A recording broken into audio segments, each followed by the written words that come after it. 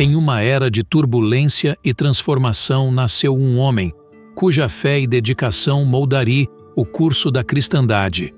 Este é o início da jornada de São Bento de Núrcia, no coração da Itália. Na cidade de Núrcia, veio ao mundo por volta do ano 480, um homem destinado à santidade em sua juventude. São Bento buscava mais do que a sabedoria mundana, ansiava por um propósito divino, afastando-se da efervescência de Roma. Bento encontrou solidão nas montanhas de Subiaco, lá em uma gruta. Ele contemplou Deus estabelecendo as bases de sua missão espiritual. Com o passar dos anos, seguidores reuniram-se ao redor de Bento, atraídos por sua santidade no Monte Cassino. Ele fundou o mosteiro, que se tornaria o berço da ordem beneditina, uma comunidade que viria a preservar o conhecimento e a fé através dos séculos. São Bento deixou um legado de fé, trabalho e oração, um farol de luz na escuridão da Idade Média. Sua vida é um testemunho da busca incessante pela presença divina, a influência de São Bento, e sua ordem transcende o tempo e o espaço, tecendo uma tapeçaria de fé que cobre o mundo através da regra de São Bento. Mosteiros espalharam-se pela Europa, tornando-se faróis de aprendizado, fé e civilização durante os períodos mais sombrios.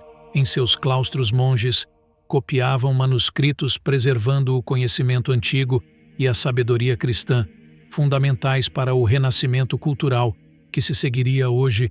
A espiritualidade beneditina inspira pessoas em busca de uma vida com propósito, equilíbrio e comunhão, refletindo a relevância eterna dos ensinamentos de São Bento. O legado de São Bento e da ordem beneditina é um testemunho da luz que pode emergir das profundezas da fé, iluminando o caminho através dos séculos. Não soberbo, não violento, não comilão, não dorminhoco, não preguiçoso, não murmurador, não detrator, mas casto, manso, zeloso, humilde e obediente. E essas orientações e restrições são da regra de São Bento, composta há mais de 1500 anos. Embora tais restrições possam, às vezes, parecer ásperas ou mesmo irracionais para os leitores contemporâneos, elas, na verdade, iluminam princípios espirituais atemporais que podem ser de imenso valor hoje em dia. Então, no vídeo de hoje, trazer 7 princípios espirituais da regra de São Bento que podem ser de imenso valor hoje em dia. Lembrando que tal regra é pautada fundamentalmente na palavra de Deus, assim como nas orientações do Evangelho. Você pode estar se perguntando: Renan, mas o que um monge, uma pessoa que vive afastada dos afazeres da sociedade, do corre-corre, dos compromissos do século XXI, como uma pessoa dessa pode me trazer algum tipo de orientação ou forma de vivência? E veremos que, de forma surpreendente, a própria literatura, não necessariamente religiosa, traz vários livros que exatamente refletem sobre a vida do monge e como aplicar a disciplina monástica nos afazeres do dia a dia.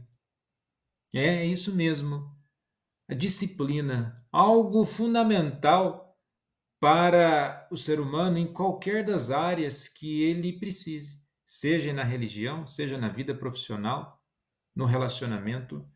E por isso, eu trago a você essas 7 formas de aplicar a regra de São Bento.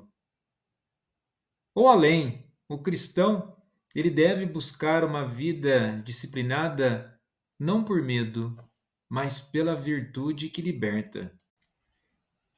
E antes de continuar, é importante lembrar: você não é inscrito no canal? Inscreva-se, ative o botão de notificações de novos conteúdos, deixe aí seu comentário e compartilhe esse vídeo com outras pessoas. Certamente ajuda aí muito na manutenção do canal. E antes de comentar sobre as 7 formas de aplicar a regra de São Bento no cotidiano, gostaria de brevemente refletir sobre o 4º capítulo da regra, que tem como título Quais são os instrumentos das boas obras? E poderemos perceber que a base são os 10 mandamentos. Basta conferir em Êxodo 20, do versículo 1 ao 17, e Deuteronômio 5, do versículo 5 ao 21. E veremos um padrão de comportamento ao que se pede no Decálogo. Olha como inicia. Primeiramente, amar ao Senhor Deus de todo o coração, com toda a alma, com todas as forças. Depois, amar ao próximo como a si mesmo. Em seguida, não matar, não cometer adultério, não furtar, não cobiçar, não levantar falso testemunho, honrar todos os homens e não fazer a outrem o que não quer que seja feito, abnegar-se a si mesmo para seguir o Cristo, castigar o corpo, não abraçar as delícias, amar o jejum, reconfortar os pobres, vestir os nus, visitar os enfermos, e a lista segue. E veremos que esses pontos de reflexão são essenciais à vida em sociedade. Você pode discordar, tentando alegar que esses conceitos se aplicam à realidade do contexto medieval, mas vejamos na sequência do que ele aponta na regra: visitar os enfermos, socorrer na tribulação, consolar o que sofre. O mundo precisa de mais caridade, de mais humanidade realmente envolvida no princípio da comunidade. Veja bem, não antepor ao amor de Cristo, não satisfazer a ira, não reservar tempo para a cólera, não conservar a falsidade no coração, não conceder paz simulada. E vejamos, não satisfazer a ira, não reservar tempo para a cólera. Olha a quantidade de atos violentos que nós temos no mundo, a quantidade de conflitos e guerras. Não conservar falsidade no coração. O verdadeiro relacionamento não pode ter falsidade no coração e muito menos uma paz simulada. A paz ela não pode ser simulada, ela tem que realmente ser vivenciada na base do perdão e da conversão e superação das diferenças. E vejamos agora as 7 formas de aplicar tal regra no cotidiano.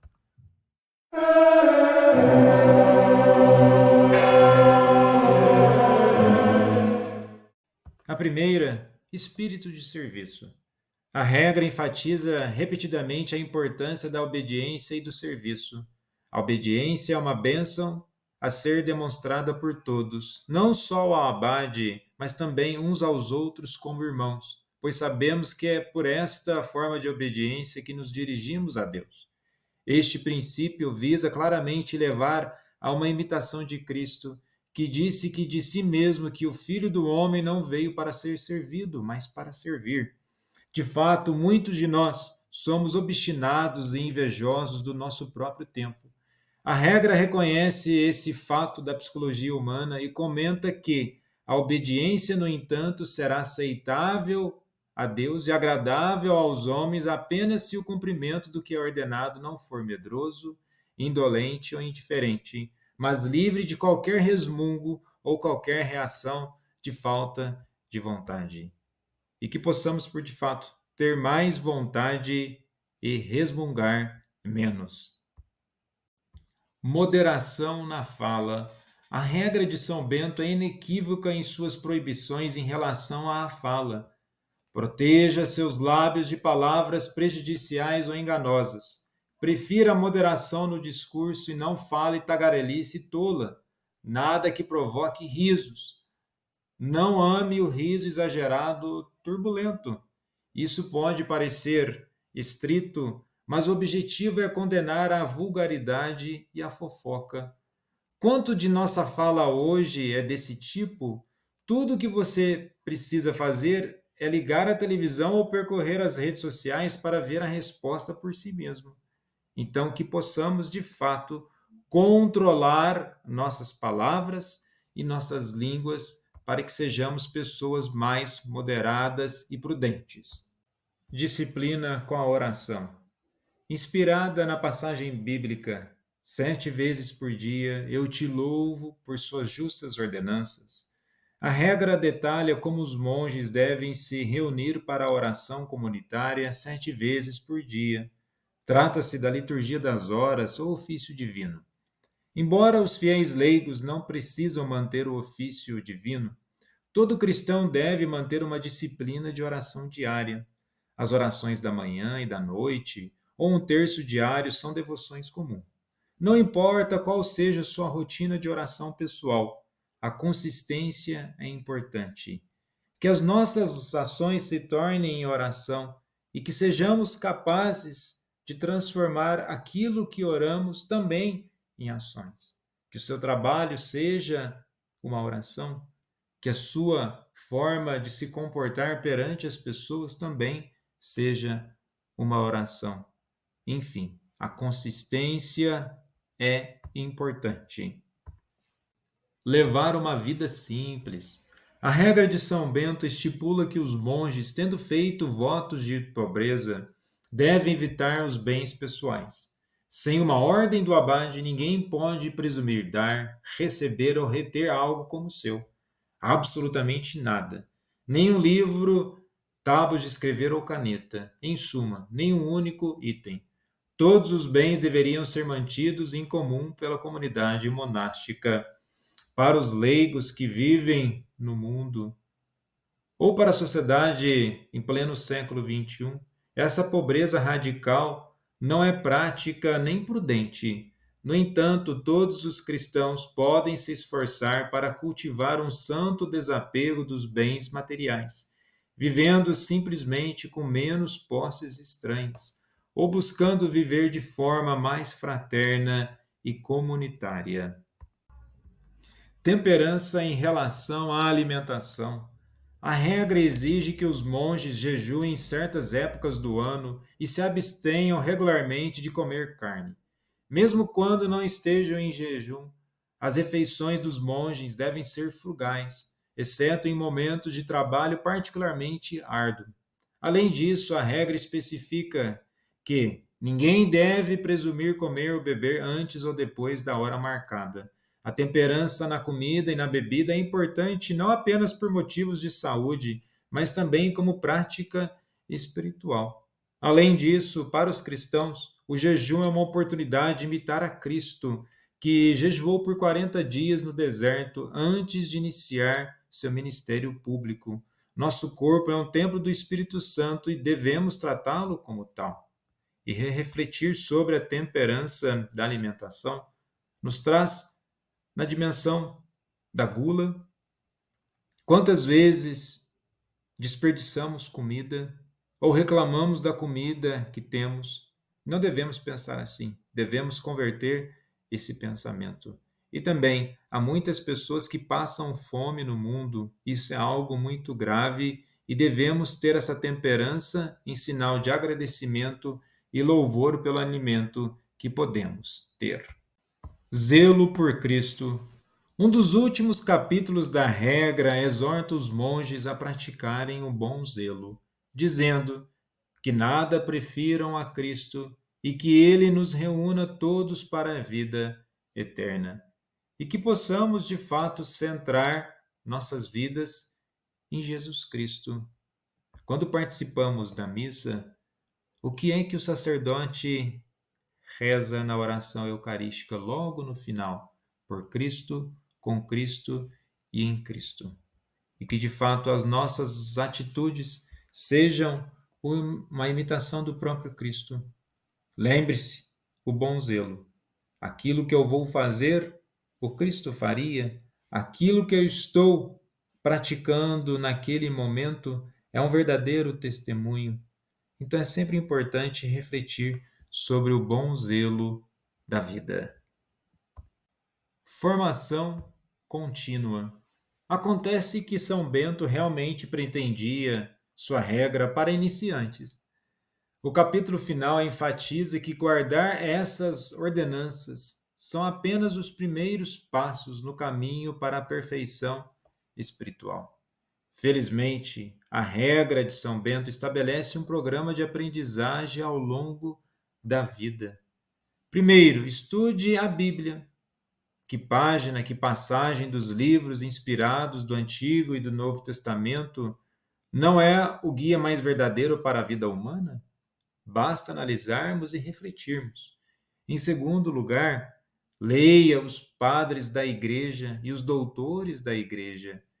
Que livro dos santos católicos não nos convoca retumbantemente ao longo do verdadeiro caminho para alcançar o Criador? Que possamos também ler o Catecismo da Igreja Católica, buscarmos entender mais sobre a nossa fé e a doutrina. E que todo esse entendimento fortaleça a base que é o amor. De todo entendimento que fortaleça a nossa convicção na caridade. Essa educação espiritual continuada tem o objetivo de nos ajudar em nosso empenho para crescer em virtude, santidade e amizade com Jesus Cristo. E a partir disso, que possamos consolidar a nossa caridade e esperança na salvação. Paz e bem.